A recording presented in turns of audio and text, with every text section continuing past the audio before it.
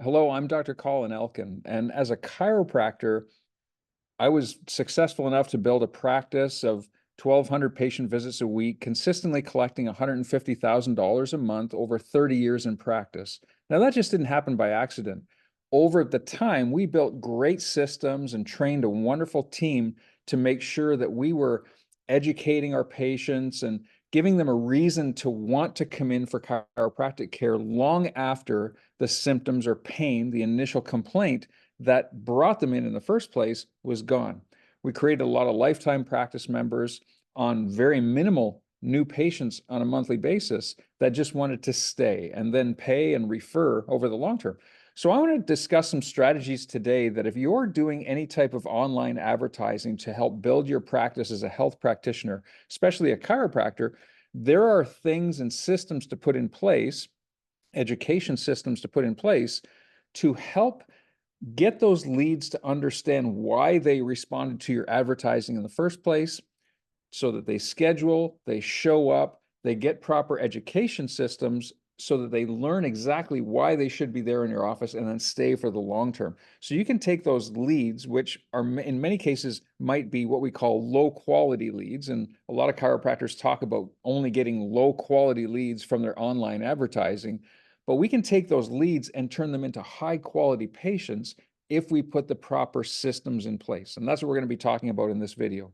I often hear from my colleagues and some of our clients in our marketing company that they're only attracting low quality leads. And so what I'd like to respond to that, or what I like to say to that, is that we don't attract high quality leads. There are no such thing. There is only leads. And in the process of our attraction of those leads and our communication with those leads, scheduling, getting them into their office, and building the systems, what we do is we convert those leads into high quality patients. So let's start today by talking about mindset. When we're advertising online, we're trying to help people to understand why they need to come into our office for chiropractic care. We want to build our practice. We want to transform lives, see more people, build our numbers in our practice, and ultimately have more collections at the end of the month. What we have to do is we have to go into this with a certain mindset. Let's keep in mind that those patients are not looking for us. So we are going out and spreading our seeds out there in the online universe, and we're hoping that somebody's going to find those seeds and take a look at them. Our ad's going to stimulate some interest in somebody that's going to get enough interest in that person for them to make the decision to click on the ad and then fill out their information. And then they go through a series of contacts, whether it's automated messages or verbal contacts, telephone contacts from our office to get them to then show up for their new patient appointment, and then systems inside our office to get them to start care and remain under care for the long term. So there are certain things that have to be put into place for that to happen. So let's remember our ad is only creating an interest. That's it. There's no urgency when somebody looks at our ad and says, okay, this has tweaked my interest. I need to respond to this ad and then come into the office. There's not that urgency there. Let's also keep in mind that almost every chiropractic office, almost every healthcare office is doing some form of advertising. It's rare that an office in existence that's seeing patients on a regular basis is not doing some form of online advertising. So the fact is, we need to stand out. We need to be very different. We need to be unique. And we need to have the systems in place to create trust in those people and get them to schedule and get them to follow through with care inside our office. So one of the most important things that we can do is contact that lead at the time or as close to the time as they submit their information. So time to lead contact is really, really vital. So what we would always do in our office is we would appoint one person to be completely in charge of those leads. They would be monitoring the computer 24/7 so that they could capture those leads at the time that that form was submitted, and then therefore contact them as soon as possible. So the first contact, even though every lead that comes in, and if you're doing online advertising, you're probably set up with whether it's an agency or using your own marketing system, there's going to be some sort of online message, whether it's a text message or email message, maybe it's some sort of a messenger, DM, whatever the case is, that person's going to get some sort of an automated message at the time that they submit their initial request. But that's rarely enough. Sometimes that works, but rarely, in most cases, that's not enough to get them to actually schedule. What we have to do is put the systems in place to actually contact those people. So we had a policy that that lead would get contacted at the most within 30 minutes of their form submission, hopefully 5 to 10 minutes at most. I wanted to contact that lead when the lead was really fresh and when the interest was warm when they submitted their initial assessment form. In talking to many of our clients from ChiroThrive Practice Solutions, we put together some of the best practices on how the most successful clients were contacting those leads, getting them to schedule, and then getting them to show up. And here's what we came up with. The first call was always as soon as possible after that lead came in. On the first call, we would not leave a voicemail. We had a policy that we would make the first call, and our strategy was try to surpass that caller ID screening process that most people go through. When you see a number on your phone that shows up when it's calling you and you don't recognize it, and many times you ignore it. So what we would do is not leave a voicemail on that first call if it wasn't answered, and we would call immediately right back. And in most cases, on the second call, when they were back-to-back calls, the call would get picked up. Of course, when the call is picked up, you have the opportunity to actually have a conversation with that lead, talk to them about their concern, about their problem, why they submitted the form in the first place, because people submit the form because their interest was tweaked. They must have some sort of a health problem. So we would immediately ask them about that health problem. And after having a conversation about that health problem, we would congratulate them on reaching out and then encourage them to go ahead and book the appointment. If on the second call they didn't answer, then we would leave a voicemail. And this is how the voicemail would go. The person who left the voicemail would say, "Hi, I'm Diana. I'm calling from Dr. Colin's office. I'm calling you as a courtesy because you submitted a form based on our Facebook post talking about lower back pain. We're sorry to hear that you're suffering, and we want to reach out and give you this opportunity to come in and discuss your concerns with the doctor at a very reduced fee of only $37 or whatever your offer is for that Facebook post."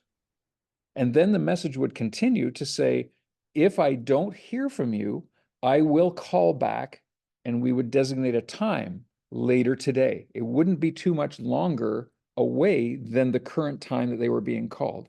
So if the first call was made in the morning or sometime through the middle part of the day, another call would be pre-scheduled to be done later in the day, let's say at the end of shift at 6 p.m.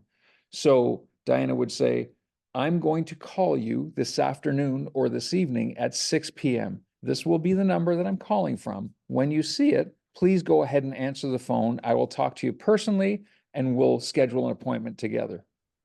So if the second call was made, or at this point, perhaps the third call was made later on in the day after she'd already told that lead that she was going to call at 6 p.m. or later that day, and there was still another voicemail, then this voicemail would go something like this.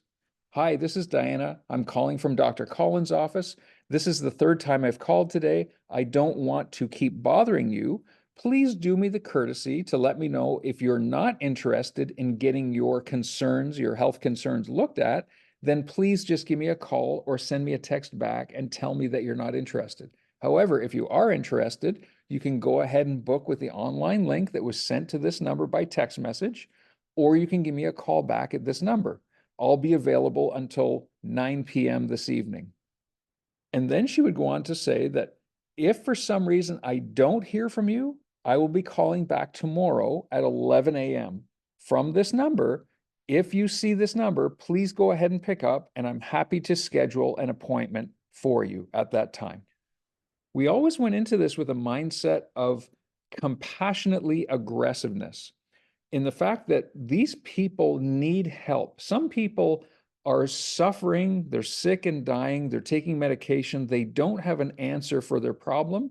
They've reached out to an advertisement. This might be their only opportunity to get some help for that problem outside of the modern medical system.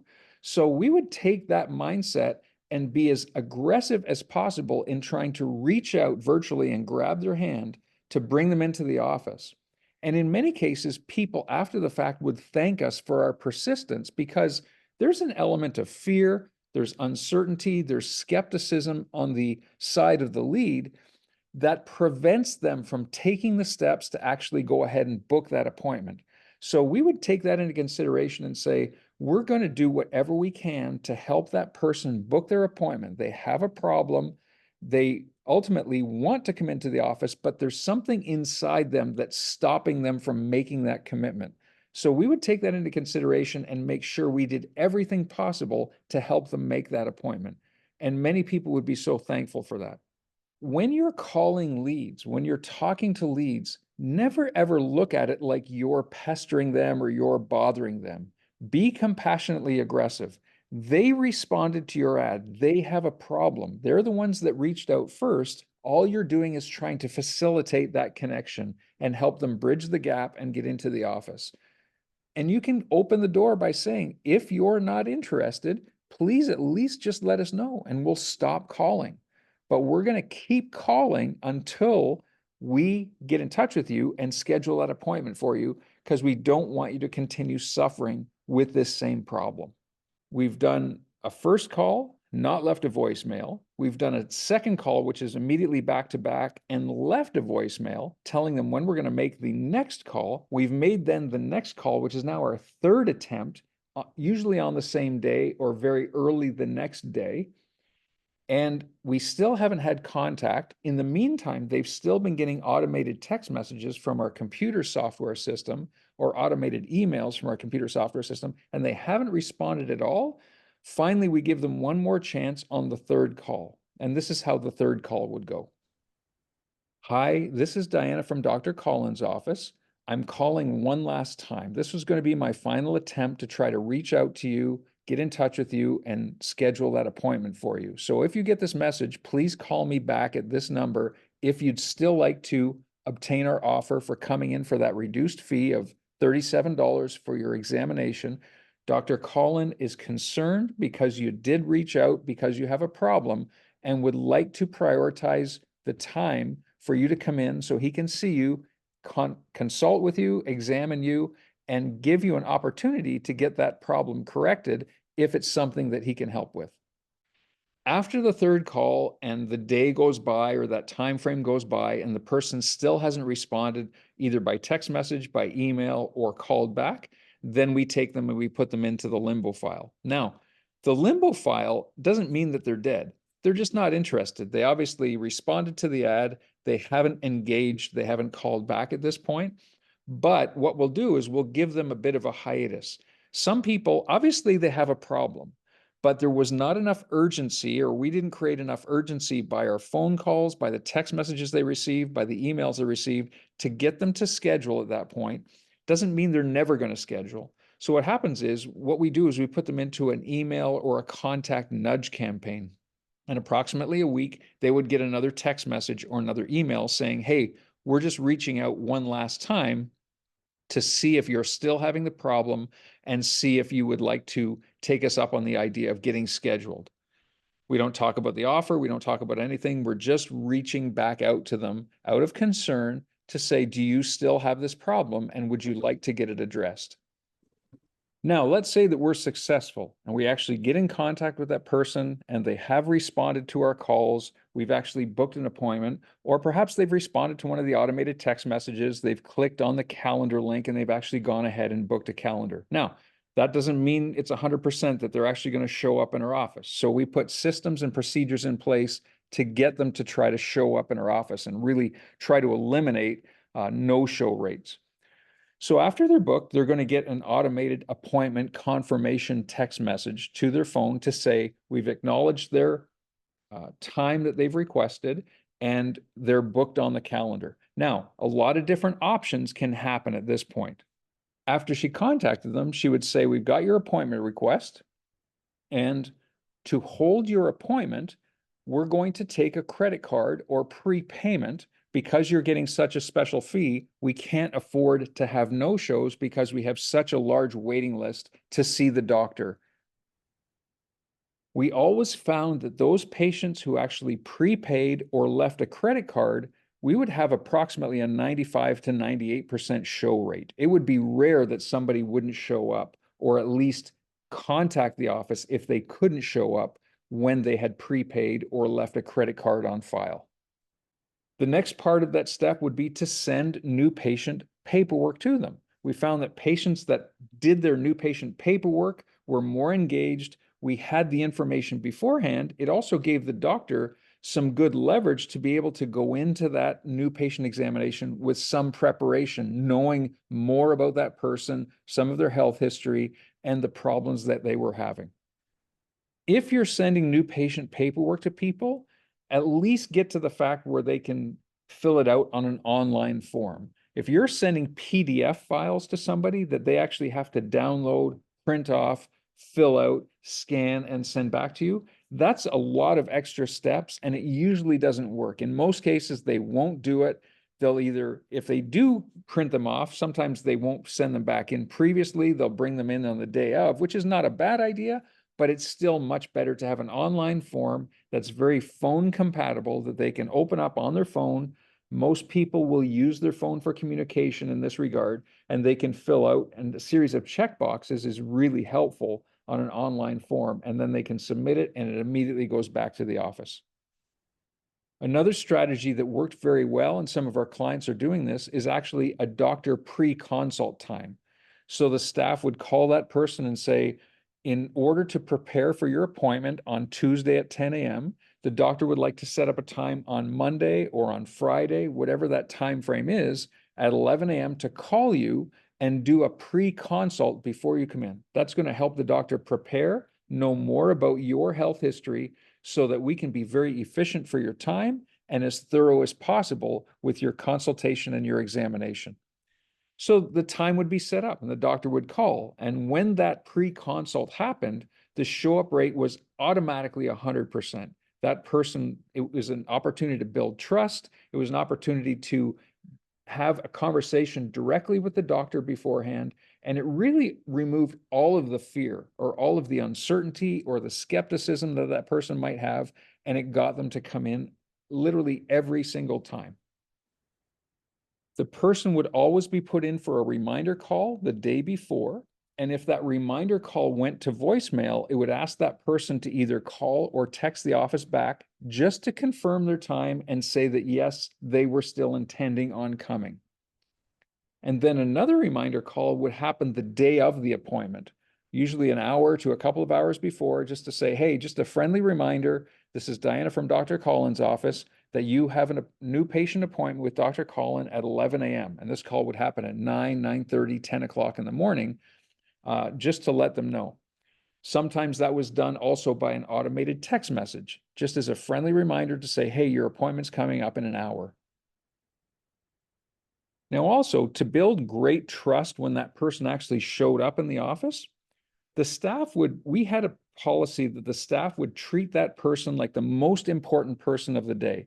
They would get up out of their chair from behind the desk. They would go out and greet them face to face, shake their hand. Sometimes our staff was very touchy-feely. They would give them a hug, welcome to the office. It would be a really cordial embrace, a really cordial introduction with that new patient. We wanted the new patient to feel at home, like they were part of the family. The next thing that would happen is that the team would explain exactly what was going to happen that day, and they would talk about the entire process of the new patient appointment. The new patient would have their paperwork already done, and if in the fact that they didn't have a phone, they didn't have an opportunity to fill out those online forms, the person would sit down and the staff would actually sit with them and go through the new patient paperwork with them. In many cases, if it was an elderly person or if it was a person that needed assistance, the staff would actually ask the questions and fill out the form on their behalf. to make them again feel more comfortable. And that way the form was filled out completely, so we wouldn't get form submissions that were incomplete. The next thing the team would do is, after explaining exactly what would happen on that new patient appointment, they would go ahead and say, this is what's going to happen after your new patient appointment, and get the next day or days scheduled. In our office, we did a day 1, 2, and 3 process. We would get them into their day 2, typically on the next day, for their first adjustment and a short report of findings. And then the third day, we would schedule them for their group doctor's report. Now, whatever process you use in that educational system in your office, that should be explained on the first day, even before they see the doctor. It removes all of the fear. It gives them a good idea of certainty of what's going to happen and how this new patient appointment is going to go, and the expectations afterwards. It also helps the doctor in the closing after that new patient appointment to say, okay, I want to see you again tomorrow for your first adjustment, or I want to see you again tomorrow for your report of findings, or whatever system you use. It's already been pre-framed before that person even saw the doctor on that day 1 appointment. The staff would go ahead and say, would you like to just charge the card on file for today's appointment? And this would happen again before the person saw the doctor, just to get confirmation from them. Or if for some reason there wasn't a charge on a card on file, they would go ahead and secure payment before the person saw the doctor, rather than doing it after the fact. And then upon closing that new patient appointment, we had made out a page that said, what's next? And it would actually be a printed page that would be handed to the person, handed to the new patient, that they could take home with them after the day 1 appointment, to say, this is what the expectation is. Should the doctor accept your case, this is what you can expect to happen. And then to close everything, to turn this lead from Facebook, or to turn this new patient from wherever they came into a lifelong practice member, the most important thing that we ever did was implement the day 1 phone call. And that was a quick call from the doctor at the end of the day. It was set up very systematic that the team would make a list of all of the patients that day that needed to be called. And we had a criteria to say whether it was a day 1, it was a day 2 after their first adjustment. They would receive a call after their new patient exam. They would receive a call after their very first adjustment in the office, if that happened on the next day. Or they would receive a call if for some reason there was any type of concern, if they were having a bad day, if they had some sort of an unpleasant experience as part of their time in the office, they would deserve a call from the doctor. So our day 1 call happened for every single new patient. I would get a list sent to my email with their phone numbers. It would be very simple. It would be enough for me to be able to open up that list, click on that number, and it would connect to the call. And I would just make it a very simple, quick call, just to say, hey, Mary, this is Dr. Colin from the chiropractic office. I'm just phoning to let you know that I had an opportunity to go thoroughly through your exam findings at the end of the shift after you left. I've taken a look at your x-rays. I've taken a look at your examination findings, and I am concerned because you do have a problem in your spine and nervous system. You do have a subluxation process there. It's been going on for a while. The good news is that I will be able to help you. We're going to go ahead and get started with your first adjustment the very next visit. We're going to go ahead and start the healing process the very next visit. I'm looking forward to seeing you tomorrow. No need to call me back. I'll have more information for you tomorrow before we get started. And that would be it. If I left a voicemail, I would just say, no need to call me back. If I talk to that person personally, I would try to deflect any questions to say, that's a great question.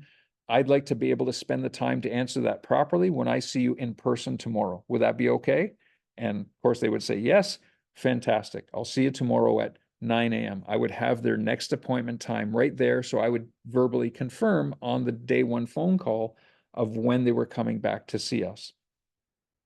So these are some of the procedures that we use in our office. These are some of the procedures that some of our most successful clients from ChiroThrive Practice Solutions are using to attract those Facebook leads and turn them into high quality patients that want to come in for chiropractic care. We try to remove as many boundaries and as many hurdles as possible so that they become high quality paying patients who want to be in your office for lifetime care and will refer other people, not to mention their family, but other people that they know for chiropractic care. I hope this helps. If you'd like more information on how to do this or how to put these systems into your office, click the link below. I'd be happy to get on a call with you to discuss just different strategies and different ways to improve your patient commitment and patient retention.